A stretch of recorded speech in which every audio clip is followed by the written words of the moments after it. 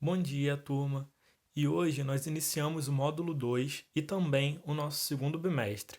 Falaremos especificamente no capítulo de hoje sobre o assunto movimento. Quando nós falamos sobre movimento, nós podemos falar de diferentes ocasiões, diferentes situações, exemplos. De um modo geral, nós podemos dizer que o fenômeno movimento ele está presente desde o nível microscópico, como nós abordamos na última aula, quando citamos a eletrosfera, os elétrons ali presentes e o seu movimento ao redor do núcleo, ou também podemos citar exemplos macroscópicos, quando falamos sobre movimento planetário, sobre o movimento de translação, de rotação. Então, de certo modo, poderíamos dizer que tudo está constantemente em movimento. E aí vocês poderiam me interpelar e falar: ah, não, mas e as árvores? Estão fincadas ao solo, estáticas? E aí, como nós podemos ver também na apostila, na página 193, tudo vai depender do referencial. Afinal, se eu comparar a árvore em relação ao Sol, nós vamos ver que a árvore ela vai acompanhar o movimento do nosso planeta, estando em movimento também. Então, dependendo do referencial, tudo está em constante movimento, ou não. Enfim, então nesse capítulo nós vamos abordar os diferentes tipos de movimento, obviamente não todos, mas alguns nós vamos ver mais detalhadamente, e alguns parâmetros também que fundamentam o movimento em si, para a gente entender mais sobre velocidade, sobre aceleração, sobre deslocamento de um modo geral. E aí, falando sobre movimento, nós podemos fazer alusão até coisas e situações que nós nos deparamos no nosso cotidiano. Desse modo, a gente consegue já subdividir o fenômeno movimento em dois tipos de movimento. Como tem na ilustração e lá na apostila também, na página 194, a gente pode se deparar com o movimento retilíneo. O que eu poderia ilustrar sendo um movimento retilíneo? Como o próprio nome diz, um movimento no sentido reto, uma trajetória em linha, linear. E aí o melhor exemplo seria a linha do trem. Aquele movimento é quase que todo retilíneo, porque não tem curvas bruscas, não tem desvios. Pode até ter aquele contorninho quando sai de uma linha para outra, mas de um modo geral, são dois pontos que se ligam numa linha. E o outro tipo de movimento seria o movimento circular. E o melhor exemplo para a gente entender o movimento circular é de fato o movimento planetário, de quando um corpo celeste orbita o outro. A gente pode falar da Lua, que orbita o planeta Terra, a gente pode falar da Terra, que orbita a estrela Sol. E esse movimento circular também está presente nas curvas muito abruptas, né? Quando faz uma curva bem circular, por assim dizer, que é o que dá origem ao nome do próprio fenômeno. Então agora a gente, quando falar de movimento, pode se deparar com dois cenários. Um é o movimento retilíneo e o outro é o movimento circular. O interessante é que, independente do tipo de movimento, alguns conceitos vão estar presentes nos dois. Então a gente vai esmiuçar alguns deles agora para que a gente possa ter uma compreensão mais ampla sobre ambos os fenômenos. Beleza, quando a gente fala sobre movimento, então independente de ser retilíneo ou circular, quando se pensa movimento, tem-se a ideia de uma trajetória, de um destino, um corpo, uma pessoa, um objeto partiu de um determinado ponto e agora, quando a gente abordar a questão de trajetória, deslocamento, o primeiro ponto a gente vai chamar de posição inicial, ponto inicial, que muitas das vezes a gente vai ver representado pelo SI, o I de inicial e o S fazendo referência ao deslocamento. A maioria dessas siglas ou dessas abreviações são oriundas do inglês, então S de space, de espaço, local no espaço, enfim. Mas a gente tem que começar a se familiarizar com isso. Então o SI vai ser a posição inicial. E o destino final vai ser a posição final, o ponto final, que normalmente a gente vai ver como SF. O deslocamento nada mais, nada menos vai ser que o ΔS, que vai ser o quê? Sempre que a gente vê isso de delta, vai estar fazendo alusão ao final menos inicial. Então, o deslocamento, o ΔS, nada mais ser do que a posição final menos a posição inicial, que vai dar um sentido de espaço, de distância percorrida por aquilo ali que se movimentou. Então vamos citar um exemplo. O ponto inicial normalmente vai ser o quê? 0, porque antes supõe-se que aquilo estava parado, né? O corpo, a pessoa. O destino final foi após 300 metros, então a posição final foi no ponto 300 metros. Como a gente calcularia esse deslocamento? ΔS vai ser o quê? Posição final menos a posição inicial. 300 menos 0, 300 metros. E aí, se tivesse essa pergunta nessa situação, eu colocaria exatamente dessa forma. Só que é interessante agora que a gente precisa passar a prestar atenção nas unidades de medida. Por exemplo, se eu estou perguntando o deslocamento em metros, está fechada essa resposta. As unidades de ponto final e ponto inicial estão em metros, só fazer a conta. Mas se eu pedisse em quilômetros, teria que fazer a conversão. Se pedisse em centímetro, a conversão também. E esse delta sempre vou precisar trabalhar tanto o ponto final quanto o inicial na mesma unidade. Eu não posso fazer cálculos com unidades diferentes, senão dá problema no resultado final, dá uma discrepância aí. Além do deslocamento, eu também posso pensar da seguinte forma. O que está envolvido naquele movimento? A pessoa ou o corpo saiu do ponto inicial, chegou no ponto final. Vamos manter o exemplo anterior. Saiu de 0, chegou em 300, o deslocamento dele foi em 300 metros. Mas um outro parâmetro também que é importante nisso é quanto tempo foi necessário para fazer esse deslocamento. Qual foi o intervalo de tempo? Mais uma vez, eu vou me deparar o quê? Com o ΔT, Tzinho minúsculo, porque normalmente na física o T maiúsculo é para temperatura. Então, vou fazer o mesmo tipo de pensamento. Vai ser TI, o tempo inicial, TF, o tempo final. Para eu entender o intervalo de tempo final menos inicial. Então, por exemplo, na mesma situação, o tempo inicial normalmente vai ser o 0. Né? Isso supondo que o movimento começou ali. Então, o tempo inicial vai ser 0. Tempo final, 60 segundos. Mais uma vez, preste atenção na unidade. Poderia estar em minuto e hora.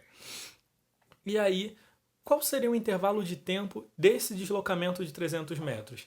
60 segundos menos 0, 60 segundos o intervalo de tempo desse deslocamento de 300 metros. E aí, beleza, a gente já viu a questão do deslocamento, que faz referência à distância percorrida.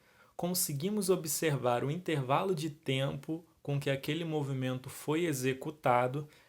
E resta ainda um parâmetro essencial. Existem outros parâmetros também, mas falta ainda um muito importante: a velocidade.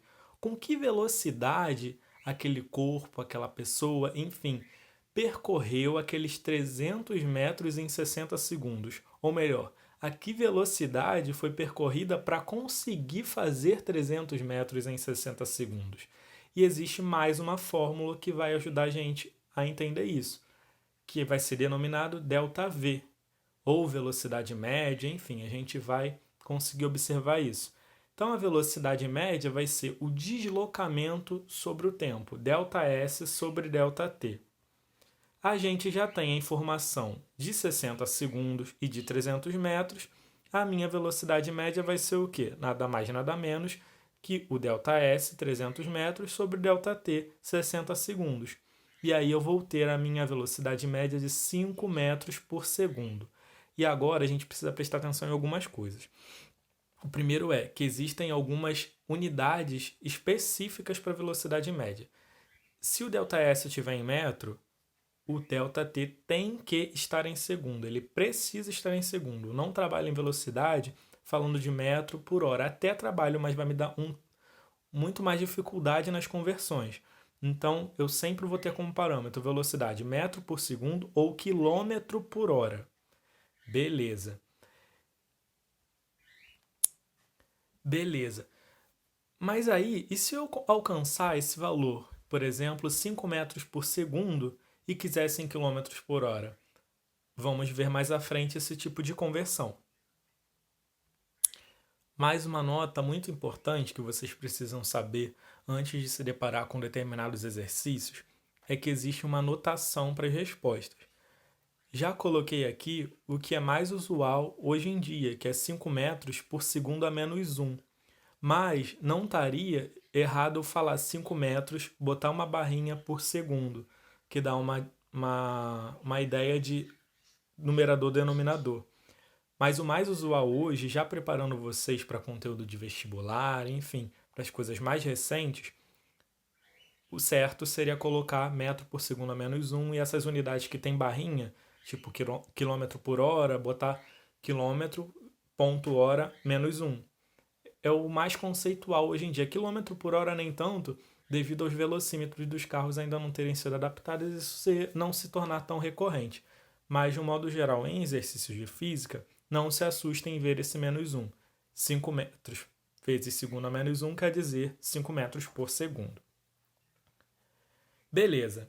E aí, falando lá sobre a conversão que a gente mencionou anteriormente. Qual seria, então, a velocidade ao longo desse movimento? Nós já aprendemos a calcular. Sendo que agora a gente vai ver como faria para esse tipo de conversão. Afinal, eu posso encontrar em metro por segundo e pedir em quilômetro por hora. Posso encontrar em quilômetro por hora e pedir em metro por segundo. E aí eu construí esse slide para tentar simplificar o conteúdo que a gente observa lá na apostila, na página 199, mas vocês devem ler ele mais atentamente também. Quando a gente fala metro por segundo, beleza, e está comparando com quilômetro por hora, quantos metros tem 1 quilômetro? 1000, certo? Quantos segundos tem em 1 hora? 3.600 segundos. E aí eu monto isso em relação a uma fração. E quando eu cortar 0 com 0, fazer as divisões lá corretas, eu vou ver a relação de 3,6. Quando eu passar de metro por segundo para quilômetro por hora, pensa assim, estou indo para uma unidade maior, então eu vou multiplicar por 3,6. Quando eu estiver regredindo, estou indo de uma unidade maior para menor, eu divido por 3,6. Fazendo essas alusões, já está indo para maior, multiplica, para menor, divide, fica mais fácil de eu memorizar essa relação. E o 3,6 por essa relação numérica que eu falei. Então vamos ver o exemplo trabalhado anteriormente, onde a velocidade que eu tinha era de 5 metros por segundo a menos 1. Para converter isso para quilômetro por hora, é só mais uma vez eu multiplicar por 3,6. E aí quanto eu vou ter nessa quilometragem? Vou ter 18 km por hora. E aí, mais uma vez, poderia botar barrinha km/h ou o melhor para a gente já se familiarizar com o conceito e com a unidade de medida, km.h elevado a menos 1. Até então, a gente estava vendo um movimento que era considerado retilíneo e uniforme, ou seja, se aquele movimento tinha a velocidade de 5 metros por segundo inicialmente, ele ia manter aquela velocidade até o final do percurso. No entanto, no dia a dia, as coisas não são tão uniformes assim, né? Só a gente pensar numa corrida, tem momentos que eu acelero, tem momentos que não, que eu estou mais tranquilo. Pensa na corrida de Fórmula 1, nas curvas, às vezes é preciso que desacelere para não derrapar. Enfim, então eu já entrei com uma nova palavra, um novo conceito, aceleração. E aí a aceleração muda o quê? A velocidade. Então pensa aqui como está na ilustração. Tem uma pista. Em dado momento eu tenho uma velocidade 1. Em outro momento eu tenho a velocidade 2. Quando eu estiver falando sobre diferentes acelerações, ou melhor, se eu estiver falando que acelerou, é porque provavelmente a última velocidade é maior que a velocidade inicial, né? Ou seja, né, ganhou força, ganhou rapidez naquela trajetória. E aí a fórmula da aceleração, mais uma fórmula que entra, mas bem simples, vai ser ΔV, aceleração média igual a ΔV sobre ΔT. Mesmos conceitos, tipo da velocidade. Então, a aceleração média vai ser velocidade final menos a velocidade inicial naquela fração de tempo, tempo final menos inicial. Por exemplo, se nesse circuito a velocidade inicial foi 5 metros por segundo e no final já estava em 15 metros por segundo, num trecho que levou só 10 segundos, eu vou calcular exatamente dessa forma. 15 menos 5 sobre 10 menos 0. E aí eu tenho 1 metro por segundo. Eu vou ter uma aceleração média daquele trajeto todo. Num primeiro momento, pode estar parecendo que, nossa, tem muita fórmula, mas a gente vai conseguindo observar que a maioria dessas fórmulas, elas têm o mesmo modo de se raciocinar, de se pensar em relação àquilo. Vejamos então o exercício resolvido da página 208 da apostila, onde tem a situação, poderia ser de uma pista de corrida, enfim, ou de uma reta mesmo. E aí ele tem 3 pontos e diz que do ponto 0 ao ponto 1 foi percorrido na velocidade de 40 km por hora. Do ponto 1 ao ponto 2, 80. Do ponto 2 ao ponto 3, 120. E em cada intervalo de tempo demorou 1 minuto, ou seja, do 0 ao ponto 1, 1 minuto, do ponto 1 ao ponto 2, 1 minuto, do ponto 2 ao ponto 3, 1 minuto, totalizando 3 minutos no ponto final daquele trajeto. E aí a pergunta é, qual é a aceleração média do ponto 1 ao ponto 2, que seria, na verdade, do 0 até o meu ponto 1? Só que ele está pedindo em metros por segundo. Então, a primeira coisa que eu tenho que fazer é converter tudo para já achar direto em metro por segundo. Aquele quilômetro por hora já joga para metro por segundo e o tempo final já joga tudo em segundo. E aí o que me dá? Me dá que no ponto 1 a minha velocidade é de 11 metros por segundo, no ponto 2, 22, no ponto 3, 33 e cada trecho de 60 segundos. A aceleração média agora está muito simples de fazer. Vai ser 11,1 metros por segundo sobre 60. Por que 11,1? Porque é a velocidade em metro por segundo lá da trajetória do ponto 0 até o ponto 1 sobre o espaço de tempo que demorou a ser percorrido. E aí eu tenho que prestar atenção. É só 1 minuto, então só 60 segundos. Faço a minha conta, dá 0,18 metros por segundo ao quadrado. Essa vai ser a unidade da minha aceleração, metro por segundo ao quadrado. Prestem atenção, porque errar a unidade de medida desses conceitos, desses parâmetros, às vezes zera a questão. Então, a partir de hoje, eu vou tentar nesse segundo bimestre sempre colocar as atividades de Vale Presença já direto na aula, nesse material de vídeo, que fica melhor de explicar, fica melhor de fazer vocês entenderem a pergunta e vocês já veem o vídeo, acessam o material e já jogam a resposta lá no ambiente virtual da respectiva aula também. Fica muito mais fácil e aí eu vou dando a resposta de acordo com as colocações que vocês fizerem e coloco o gabarito também, caso não tenha tido o entendimento, no vídeo da aula posterior. Então, o movimento embasou todo o conteúdo do vídeo da aula de hoje. E o nosso Vale Presença vai ser baseado nesse slide aqui, onde eu quero que vocês suponham uma situação que um carro ele percorre uma distância de 6.000 metros e o tempo que ele demorou foi de 2 minutos. Mediante a isso, quero que vocês me digam qual foi o deslocamento realizado por esse veículo e com que velocidade o carro realizou esse trajeto. E para ajudar, eu vou querer essa resposta em metros por segundo, não vale outra unidade, é metros por segundo a menos 1. Então, aguardo o comentário de vocês lá no ambiente virtual também. Não esqueçam que isso vale 30% da nota de vocês. Cada aula, esse Vale Presença está colaborando com 30%. No final, todos eles são somados e valem 30% da média final.